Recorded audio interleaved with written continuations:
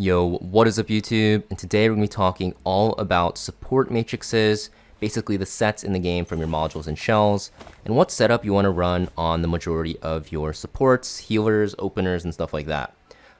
There's a lot of combinations you can run. Honestly, it's a lot more complicated than DPS matrices, and I'm just going to tell you, what setup to run on pretty much most of your characters.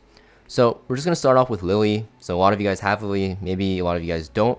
But besides Lily, any opener or character that wants to go fast, that only wants to go first, the only thing you really need on them is 12 Swift Rush. So you can see I have her on 12 Swift Rush. I have 14 actually, it doesn't really matter. And then after that, it doesn't really matter what sets you run. You can run a broken set. For Lily, all you really need is that Swift Rush. And eventually, once you get into Inferno, you're going to want to put on her Swift Raid, which will give her 15 speed. The attack doesn't benefit her, but it doesn't matter. You just want the speed. Or you want her on Swift Smite, which drops from Aurora. And to pair that up, you're going to want to get a shell that has Swift Rush and either Swift Raid or Swift Smite. So that's basically how you want to build your Lily and whatever openers you're running, like Mio and stuff like that. That's like the easy build because it's pretty simple, right? You just want speed on these characters. What about the other supports? So other supports, let's start off with healers. A lot of people actually think that healers want to be on Wellspring pretty much all the time, such as my Valerian is on.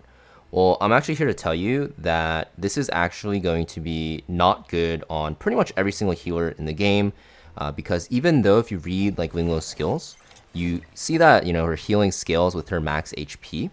You have to keep in mind that this scales with their max HP, the targets. So her getting max HP, Linglo with higher max HP doesn't actually increase her healing, which makes it pretty useless on her because it just makes her tankier, which isn't really going to matter too much. Because if your DPS dies, which they are before Linglo because they're squishier, your run's pretty much over anyways. The exception to this though is going to be something like a Sanya. You'll see that Sanya actually does healing based off her max HP. However, it's the same argument because even though she actually benefits from Wellspring more than Linglo, the thing is you still want her to be very fast because you want her to mostly purify debuffs, right? And that's based off her turn cycling.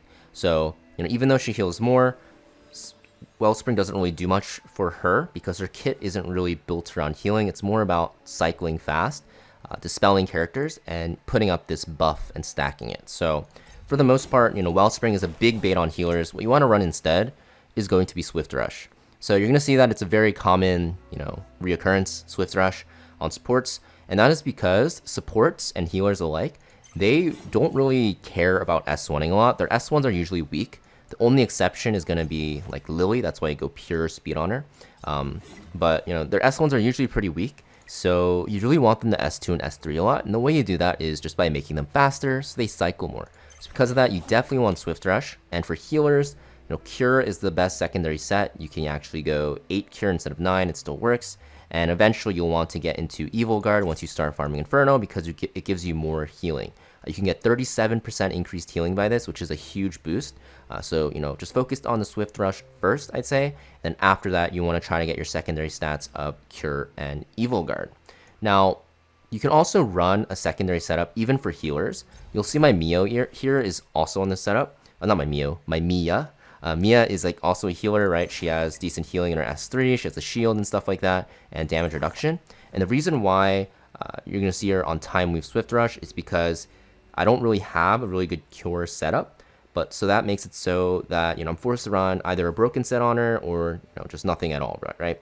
So because of that, I decided to run her on Swift Rush Time Weave. And you're probably thinking, oh, effect accuracy, it's pretty useless on Mia, right? Yes, but the reason why this is so good because, like I mentioned before, supports and healers, they really only care about getting their S2 and S3 off. Mia is pretty much the same thing.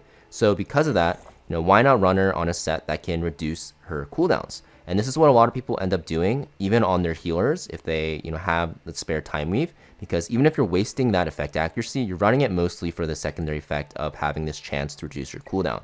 So if you run this, you'll find that you're healing a lot more as well because your cooldowns are getting reduced.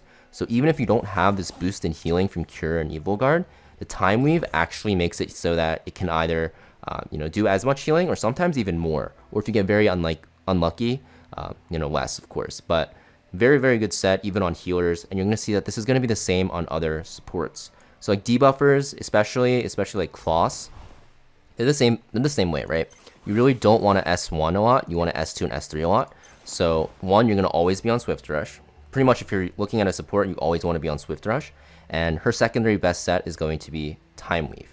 And pretty much for the same reason, you just want to reduce the cooldown on your characters. So the way you run this set combination is just going to be three matrix pieces of both. And then you have a shell that has 3 Swift Rush and 3 Time Weave. So it's very important that, you know, eventually get to the setup. You'll notice a huge difference, especially in like Doki Doki farming and in long fights. This will make a huge difference in like Ember Check and stuff like that as well. Now, of course, if you can't get to this spot, you can run something like my Kazuya run. So, you know, Kazuya also would benefit very well from Time Weave, but not everyone has the luxury of having it. Just playing on 12 Swift Rush is fine. You can go for like a random secondary effect, like, you know, Bramble or something if you want. If you have like speed rolls on it, I think I have a good Bramble speed somewhere.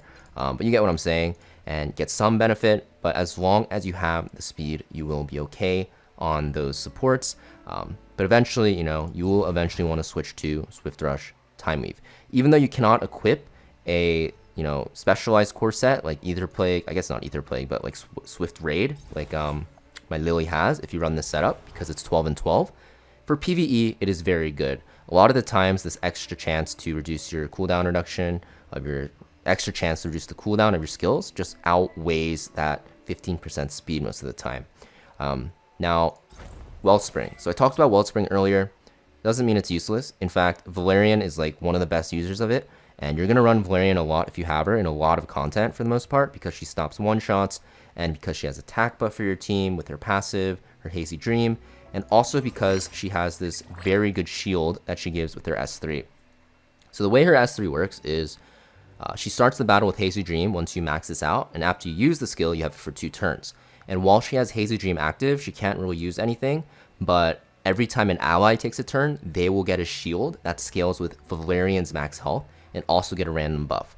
And this is very good because that means you can just build Valerian super slow and full HP. And the reason why you want her super slow is because you want her to be in Hazy Dream as long as you can while your team cycles as fast as they can. That way they're constantly getting that shield and constantly getting that buff, right? And because that shield scales with Valerian's max HP, you want to dump as much max health as possible. So even though she doesn't have that great healing, she's providing a ton of shielding and a ton of buffs to her team, which makes her super invaluable. That's why you'll see something like Valerian and a lot of HP scalers on this Wellspring set. Even though it's not a support, you know, even for PvE content, you can see like a Tiamat on this, because Tiamat's shield that she can provide will actually, you know, scale with this health as well. So, you know, for the most part, your supports, your healers, just run them on Swift Rush for sure. And then your healers, you're going to want to run, you know, Cure and Evil Guard. And if you do this, you want a shell set up like this: Swift Rush, Cure, Evil Guard. If you're not into Inferno yet, you can just run Swift Rush and Cure. And then for your other supports, you can run something like a 12 and 12 split of Time Weave and Swift Rush, which will need a 3/3 shell split of Swift Rush and Time Weave. And you can run this on pretty much any support, right? Something like a Viper is extremely good on this setup as well. You'll see my Viper setup for Aurora has him on 12 Swift Rush and 12 Time Weave. You can run this setup on Vice as well. It's very good because he uses effect accuracy, which Time Weave provides, and him having an extra chance to reset his S3 is very good. And you can even run this on a catch on like a Catchy the Guard. It's very good as well. So yeah, that's pretty much it for support matrices. It's pretty, I don't want to say complicated. Now that I think about it, I think it's a lot simpler than DPS is. Basically just run speed, and then basically just run Time Weave, and if you have healers, just run Cure and Evil Guard if you want. So thank you for watching, guys. Hopefully this helps you guys out if you're newer to the game, thinking about what matrices to run. And make sure you guys hit that like and subscribe, and I'll see you guys